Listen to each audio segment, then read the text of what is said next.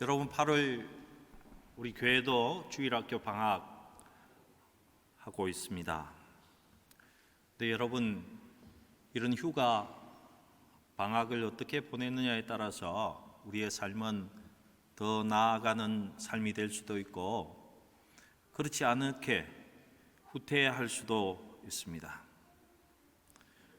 그리고 여러분에게 꼭 말씀드리는 것은 이 휴가 기간에도 꼭 지켜야만 하는 것이 있습니다. 절대 소홀히 해서는 안 되는 것이 있다는 것입니다. 여러분, 육체는 우리는 푹 쉬시기 바랍니다.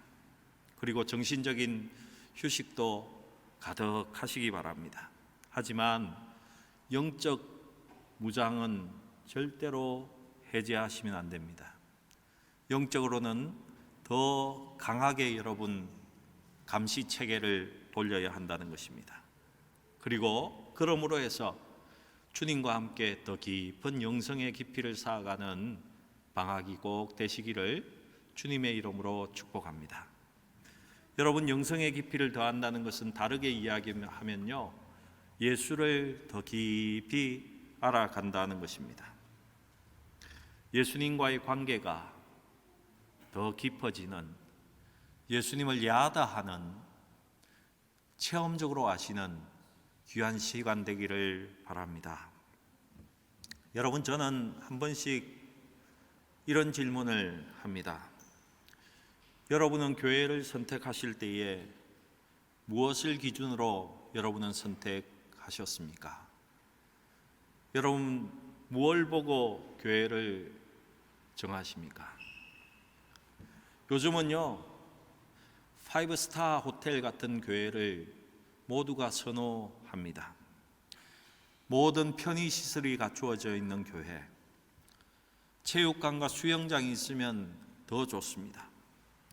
적어도 주차장 시설이 완벽해서 불편 없이 사용할 수 있는 교회. 주일학교 시스템은요, 어떤 학교보다, 잘 되어 있는 학원보다 더 잘 갖추어진 그런 교회들을 찾아갑니다.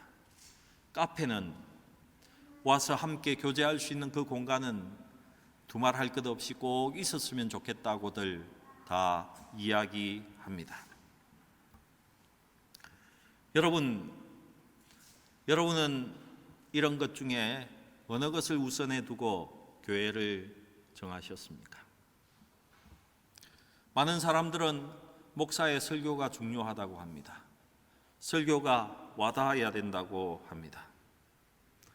근데 여러분은 목사의 설교를 좋다, 아니다 판단하는 기준은 무엇입니까?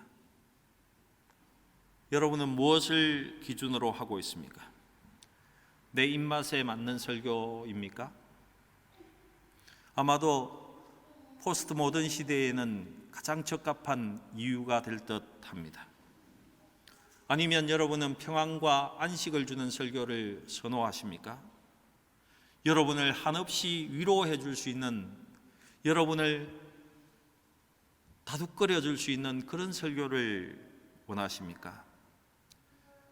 지금 미국에서 가장 많이 모이는, 성도가 가장 많이 모이는 교회의 설교는요, 모두가 평가하기를 굉장히 긍정적이고 평안과 안식을 준다고 합니다. 근데 많은 사람들이 염려하는 것이 있습니다.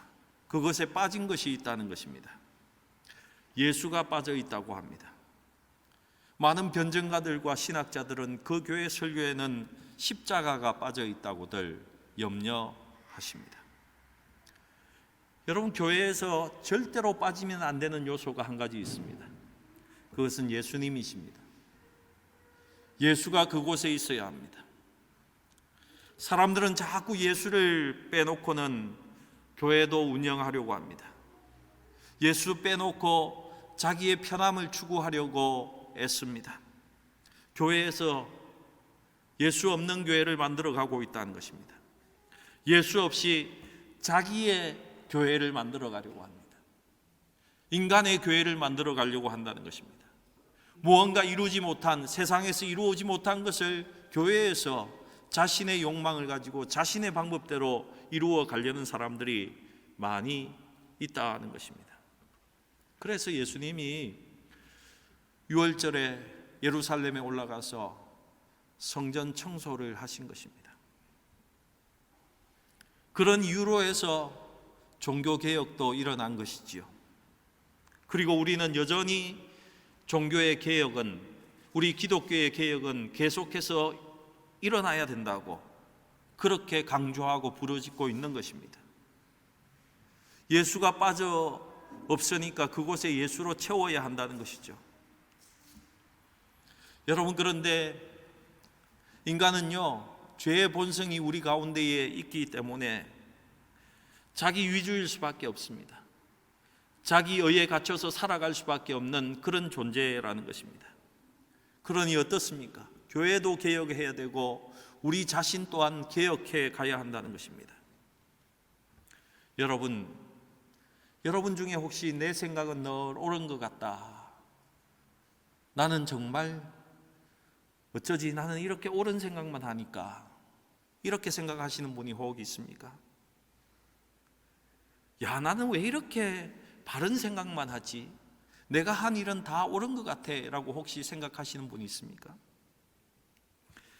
제가 청년부 모임에서 제가 잘못 알고 있는 정보가 있었는데요, 어떤 청년이 막 고집을 하길래 제가 이런 말을 했습니다.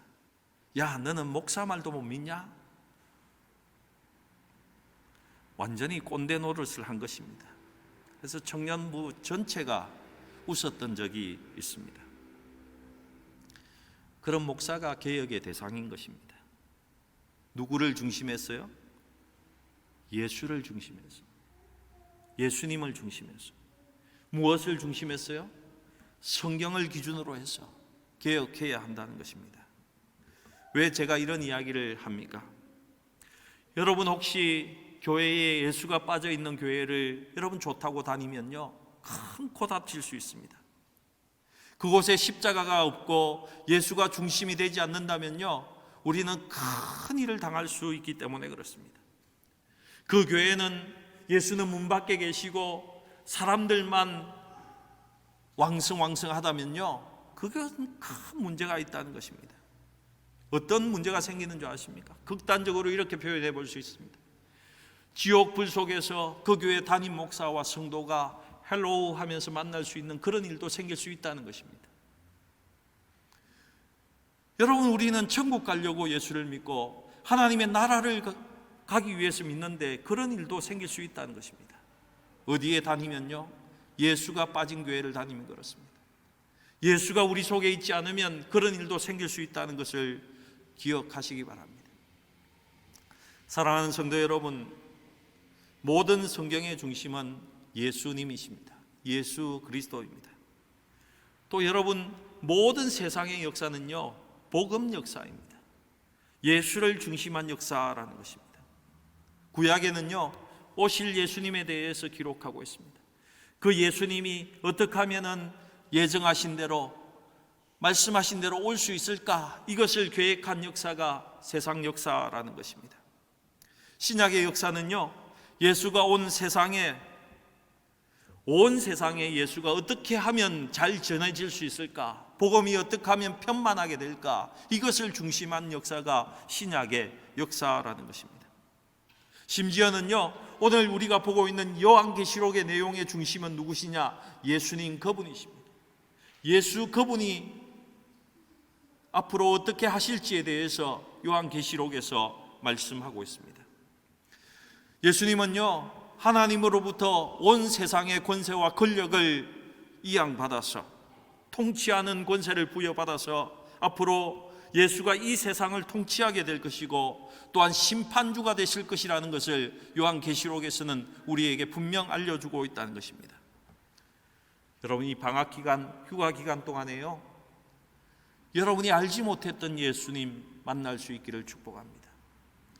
그 예수님과 더 깊은 관계를 이루시는 시간들을 꼭 가질 수 있기를 축복합니다. 저는 지난 주간에 계시록 서론에 대해서 나누었습니다. 계시록의 내용은 무엇인가? 계시의 내용은 무엇인가? 계시의 목적은 무엇인가? 그리고 지난주일 제가 그 본문 가운데 못한 것이 하나 있습니다. 은혜와 평강의 내용입니다. 계시록 1장 5절에 보면 이런 말씀이 있습니다. 예수 그리스도로 말미암아 은혜와 평강이 너희에게 있기를 원하노라.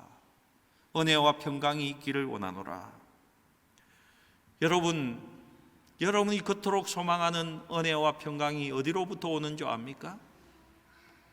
여러분 정확히 아셔야 됩니다. 휴가를 가지고 푹 쉬는 것에서, 맛난 음식 많이 먹고 좋은 시간을 가지는 그곳에서, 아니면 어머님 곁에 있는 데서 평강과 은혜가 옵니까? 아니면 우리가 그토록 바라는 돈이 많은 그 삶 속에, 돈을 많이 저장한 그 삶 속에서 평강과 은혜가 옵니까? 여러분 아닙니다. 생각을 잘 하시기 바랍니다. 그것이 외적 평강이든 내적 평강이든 간에요, 평강은 성부 하나님으로부터 올 수밖에 없습니다. 평강은 성자 하나님으로부터 올 수밖에 없습니다. 성령 하나님으로부터밖에 온전한 평강은, 안식은 우리에게 올 수밖에 없다는 것입니다. 여러분에게 이 성삼위 하나님의 평강이 있기를 주님의 이름으로 축복합니다.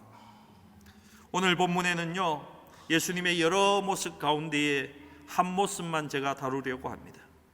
교회와 성도들에게 기름을 부으시는 예수님의 모습입니다. 제가 지난주일 설교에서 요한계시록의 키의 말씀이 있다고 했습니다. 열쇠가 되는 말씀, 요한계시록 전체를 볼 수 있는 말씀이 요한계시록 1장 19절이라고 말씀드렸습니다. 그러므로 내가 본 것과 지금 있는 일과 장차 될 일을 기록하라. 내가 본 것이 무엇입니까? 계시록 1장 후반절에 나타난 예수님의 모습을 그가 지금 보고 있습니다. 그리고 지금 있는 일은 무엇입니까? 계시록 2장과 3장에 있는 소아시아의 7 교회에 나타나고 있는 그들의 모습이고 그들에게 이루어지고 있는 일이라는 것입니다. 당시 도미티안 황제의 박해로 인해서 고난당하고 있는 그 교회, 그 교회들 가운데에 믿음 잘 지키고 있는 교회에는 하나님께 위로하시고 격려하시는 말씀이 있고, 믿음을 지키지 않고 버려버린 교회에는 책망을 하시는 그 내용이 바로 그것입니다. 그리고 4장부터 22장까지는 장차 될 일에 대해서 말씀하고 있습니다. 그 중에 4장과 5장의 말씀 속에는요, 그 일의 주체가 되는 분이 누구인가에 대해서 말씀하고 있습니다. 그리고 6장부터 22장까지 예수님의 초림 때부터 재림에 오실 때까지 일어날 일을 상세하게 기록하고 있다는 것입니다. 여러분, 장차 될 일, 미래는요, 많은 사람들이 우연이라 하고 생각하는데, 장차 되는 일에는 우연은 한 가지도 없습니다. 하나도 없다는 것입니다. 4장 5장에 보면요, 그곳에 나타난 하나님과 하나님의 두루마기, 그 책에 있는 대로 된다고 말씀하고 있습니다. 하나님의 마음대로도 아니고 그 책에 기록된 대로 하나님께서는 정확히 데려가고 있다는 것을 우리에게 말씀하고 있습니다. 그런데 그런 일이 왜 일어나는지에 대해서 우리는 또한 정확히 아셔야 됩니다. 여러분, 복음 역사입니다. 세상의 모든 역사는요, 복음을 중심에서 이끌려 간다는 것입니다. 복음을 중심에서 흘러가고 있습니다. 예수님께서 처음 오셨던 그 시절부터 지금까지의 신약 역사도 복음의 역사입니다. 앞으로도 다가올 미래에도 역시 복음을 중심으로, 복음 때문에, 복음을 위해서, 복음을 향하여 천하 만민에게 복음이 증거되어서 온 사람들이 온전한 복을 받게 되는 그것을 중심해서 세상 역사가 이끌어져 가고 있다는 것입니다. 이 복음이 땅끝까지 증거되면 예수가 오는 것입니다. 그 복음을 믿고 그 복음을 증거하고 복음을 전도한 사람은요, 새하늘과 새 땅이 오면 그들이 면류관을 쓰고 주님과 함께 왕노릇할 것임을 우리에게 말씀하고 있습니다. 복음을 전하지 않는 사람은 겨우 구원을 받게 될 것이고, 아예 복음을 믿지 않는 자는 지옥으로 떨어지게 된다고 말씀하고 있습니다. 여러분, 복음을 중심해서 예수 그리스도가 구세주임을 믿는 그 복음의 말씀을 중심해서 모든 세상 역사는 흘러가게 되어 있습니다. 오늘은 내가 본 것에 대한 내용 중에 가장 첫 번째 한 가지만 소개하려고 합니다. 여러분 1장 끝절까지 보면요, 예수님의 모습이 나와 있습니다. 한 10가지의 모습이 그곳에 기록되어 있는데요, 여러분 한번 꼭 읽으시고 여러분 예수님이 어떤 분이신지 깊이 깨달으시기 바랍니다. 예수님을 깊이 깨닫는 것, 이것이 큰 축복입니다. 왜 그렇습니까? 인생의 가장 큰 축복은 하나님을 아는 것이기 때문에 그렇습니다. 인생의 가장 큰 축복은요, 예수를 아는 것이고 성령을 알아가는 것입니다. 그분을 잘 알고 그 하나님의 마음에 맞아서 하나님의 축복과 평강과 은혜를 누리며 살아가는 인생이 인생 가운데 가장 큰 복을 받은 자이기 때문에 그렇습니다. 다른 말로 하면 내 복의 근원이, 저와 여러분의 복의 근원이 삼위 하나님이시기 때문에 그렇습니다. 인생의 행복은 하나님을 알고 예수를 깊이 알고 성령 하나님과 교제하는 것입니다. 그리고 그 예수님을 알고 그 예수님과의 관계 속에서 내가 어떻게 하나님과 예수님께 처신해야 되는지, 그 하나님의 마음에 맞는 행동을 해야 하는지, 어떻게 그분과 함께 살아가는지를 정확히 아는 것이 가장 큰 축복이라는 것입니다. 왜요? 우리의 생사화복이 하나님께 달려있기 때문에 그렇습니다. 여러분, 하나님을 아는 것이 복입니다. 예수님을 잘 아는 것이 복입니다. 성령 하나님과 깊이 교제하는 것이 복입니다. 이 복을 여러분 누리시기 바랍니다. 나는 하나님을 잘 알고 있습니다. 나는 교회에서 어릴 때부터 살아서 예수에 대해서도 잘 알고 있습니다. 성령 제가 잘 알죠? 근데 그런 분들 가운데에 하나님이 싫어하시는 것을 행하는 분들이 있습니다. 성령이 원하지 않는 것을 행하는 그런 분도 있다는 것입니다. 그런 분에게는 그 삶 가운데 화가 임할 수밖에 없다는 것입니다. 여러분 기억하시기 바랍니다. 하나님 앞에 잘 처신하시기 바랍니다. 하나님과 어떤 관계 속에서 내가 어떤 삶을 살아가느냐, 이것이 우리의 삶의 관건이라는 것을 꼭 기억하시기 바랍니다. 가장 먼저 요한은 언제 어디서 그 예수님의 모습을 보게 되었는지에 대해서 말씀하고 있습니다. 9절 말씀을 보시기 바랍니다. 나 요한은 너희 형제요 예수의 환난과 나라와 참음에 동참하는 자라. 하나님의 말씀과 예수를 증언하였으므로 말미암아 밤모라는 섬에 있었더라. 여러분, 지금 요한이 예수의 환난에 동참했다고 합니다. 예수를 믿기 때문에, 예수를 알기 때문에 받은 환난입니다. 여러분, 예수 믿으면요, 참 아쉽게도 환난이 찾아오게 됩니다. 왜 그렇습니까? 이 세상에는 사탄도 존재하기 때문에 그렇습니다. 그리고 그 사탄의 하수인 귀신들이 우리 속에 함께 들어가 있기 때문에 그렇습니다. 우리가 예수 믿는 순간에 주인이 바뀌어 버렸습니다. 사탄의 자식에서 하나님의 자녀로 주인이 완전히 바뀌었습니다. 옛날에는요, 예수 믿지 않을 때는 너나 나나 누구나 다 같이 사탄의 자녀로 살았습니다.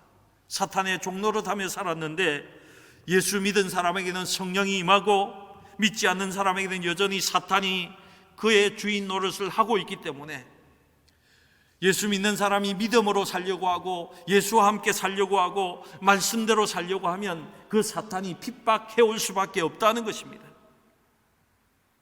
그래서 디모데후서 3장 12절 말씀에는 무릇 그리스도 예수 안에서 경건하게 살고자 하는 자는 박해를 받으리라고 말씀하셨던 것입니다. 예수 때문에, 예수의 환난, 예수 때문에 환난이 우리에게도 있다는 것입니다. 하나님 나라의 한 멤버가 되고 하나님의 말씀을 믿고 예수를 증거함으로 말미암아 요한이 지금 핍박을 받아서 어디에 가 있습니까? 예수의 환난에 동참함으로 밤모라는 섬에 유배당해 지금 가 있는 것입니다. 여러분도 환난을 당해 보셨을 것입니다. 예수 믿는 환난을 다 당해 보셨을 것입니다. 여러분, 할 수 있는 것이 있습니까? 예수 믿는 사람이 환난 받을 때 할 수 있는 것이 있습니까? 할 수 있는 것이 많을 것 같은데 할 수 있는 것이 하나도 없습니다. 아무것도 못한다는 것이 참 큰 환난입니다. 여러분, 스코틀랜드에 가면요, 에딘버러를 꼭 가보시기 바랍니다.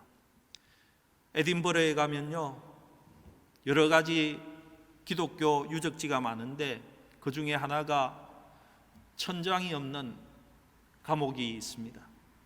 쇠 창살이 앞에 이렇게 놓여져 있지만은 지붕이 없다는 것입니다. 그곳에 믿음의 사람들을 가두어 놓았습니다. 그들이 도망가는 순간 그의 믿음을 저버리는 것이 되기 때문에 아무것도 하지 못하고 비가 와도 그 속에 있어야 되고 눈이 와도 그곳 속에 가만히 있어야 하는 것이 그들의 운명이었습니다. 오직 한 가지 할 수 있던 것이 인내하면서 그냥 참고 또 참는 것만 할 수 있었던 것이 그 당시에 예수 믿는 사람들이었습니다. 언제까지요? 하나님께서 그 환난을 풀어주실 때까지 예수로 인한 환난 속에 그냥 참고 있었다는 것입니다. 그리고 어떻습니까?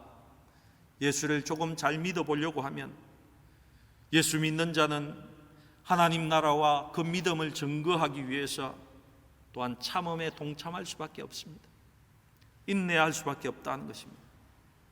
지금 요한이 복음 전하다가 밤모섬에 유배 와서는 풀려날 때까지 그냥 참고 또 참고 참는 주님의 환난에 그가 동참하고 있었습니다. 어떤 이는 감옥에서, 어떤 이는 유배지에서, 어떤 이는 원형 경기장에서, 어떤 사람은 사형장에서 그냥 인내하면서 견디고 그 환난을 지나가기를 예수 믿는 자들이 기도하고 있었습니다. 여러분, 이것이 기독교인의 삶이었습니다. 하지만 야고보는요, 야고보서 1장 2절과 12절 말씀에 우리를 격려하고 있습니다. 여러 가지 시험을 당하거든 온전히 기쁘게 여기라, 이렇게 말씀하고 있습니다. 시련을 견디는 자가 주께서 자기를 사랑하는 자들에게 약속하신 생명의 면류관을 준비해 놓았다라고 말씀하고 있습니다. 그런데 누가 이런 환난에 동참합니까? 하나님의 말씀과 예수의 정인의 삶을 산 사람이, 예수의 복음을 위해서 살았던 사람이 이 고난에 동참하게 됩니다. 예수 믿는다고 다 그 고난에 참여하는 것이 아니라는 것입니다. 여러분, 교회 다닌다고 다 환난이 있는 것은 아니잖아요. 없는 사람이 대부분입니다. 사실 없는 사람은 하나님의 말씀과 예수를 증거하는 삶을 살았는지 살펴보셔야 합니다. 예수 그리스도를 전하지 않으면, 복음의 증인으로 살지 않으면 그런 고난은 없습니다. 하나님의 말씀대로 살지 않으면, 이 성경의 말씀대로 살지 않으면 그런 고난은 없습니다. 하지만 말씀대로 살고 그리스도를 증거하는 삶을 살면 그 고난과 환난은 당연히 찾아오게 되어 있는 것입니다. 여러분, 우리가 다니는 현대의 교회가 또 굉장히 연약한 모습이 되었습니다.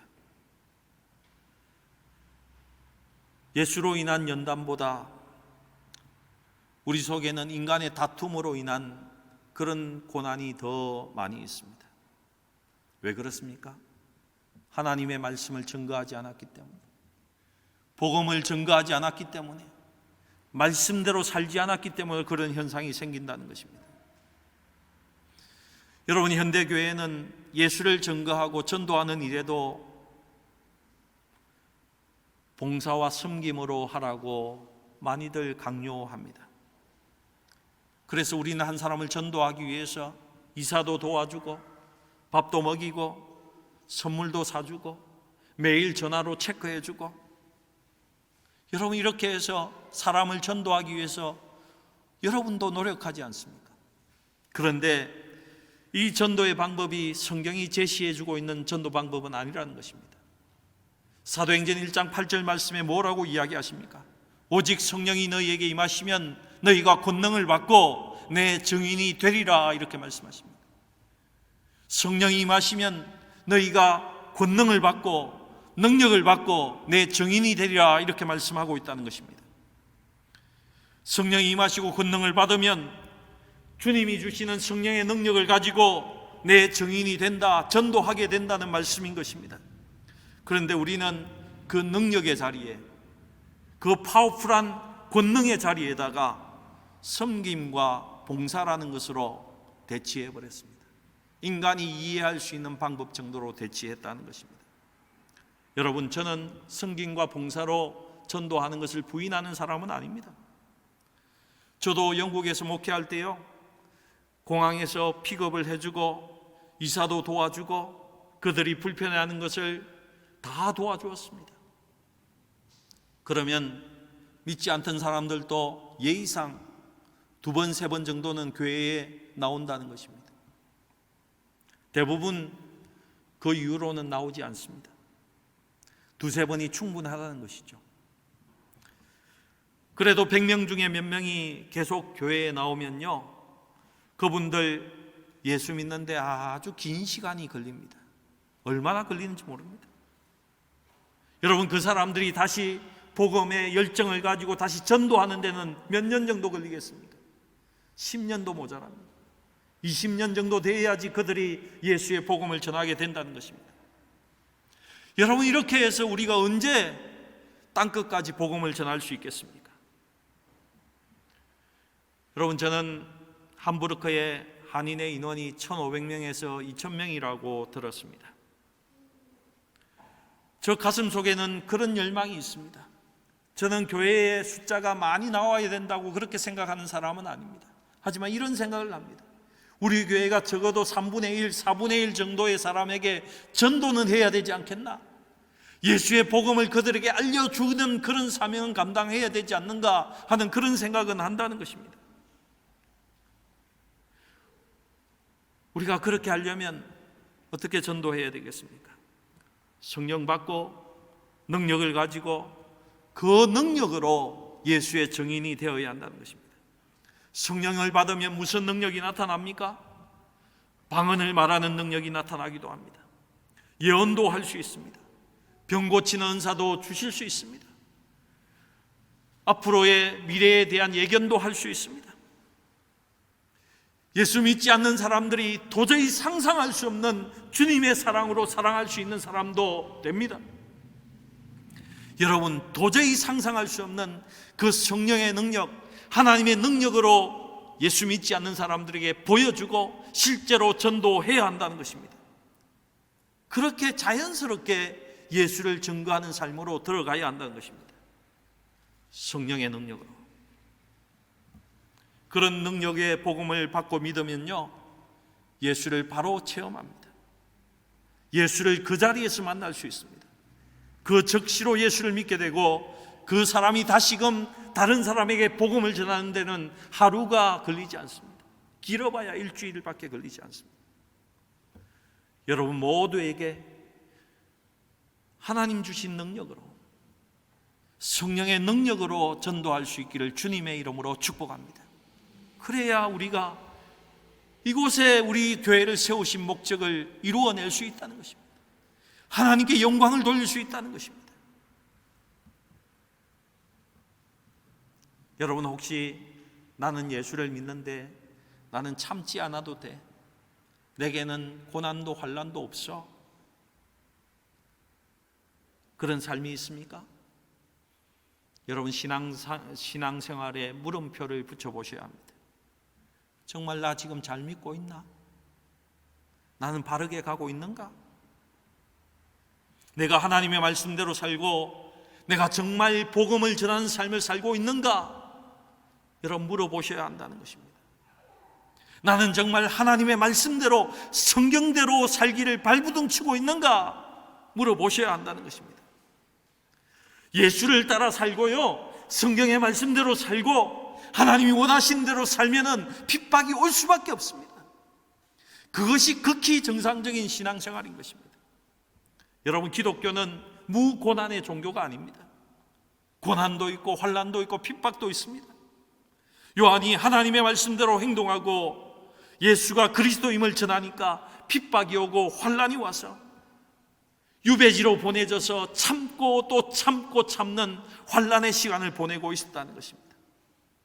예수 그리스도의 은혜에 동참하기 위해서 참고 참고 있었는데 하나님의 은혜가 그에게 임했습니다. 무슨 은혜입니까? 예수가 그를 만났다는 것입니다. 예수의 음성이 그의 등 뒤에서 들렸다는 것입니다. 예수가 그에게 말씀하셨다는 것입니다. 그 요한이 본 첫 번째 예수님의 모습이 기름을 부으시는 모습입니다. 7 금 촛대를 보았는데 촛대사에 인자 같은 이가 발에 끌리는 옷을 입고, 그의 모습입니다. 예수님이 제사장의 모습으로 나타나신 것입니다. 7 금 촛대는 하나의 촛대에 7가지가 있는 한 촛대이지만 7가지의 촛대를 말하고 있습니다. 이 말씀은요, 구약 스가랴서와 출애굽기 27장에 나오는 것입니다. 제가 서론에서 말씀드리지 않았습니까? 요한계시록은요, 구약에서 인용한 것이다. 구약을 잘 알아야 된다. 스가랴서 4장에는 그곳에 순금등대라는 것이 나옵니다.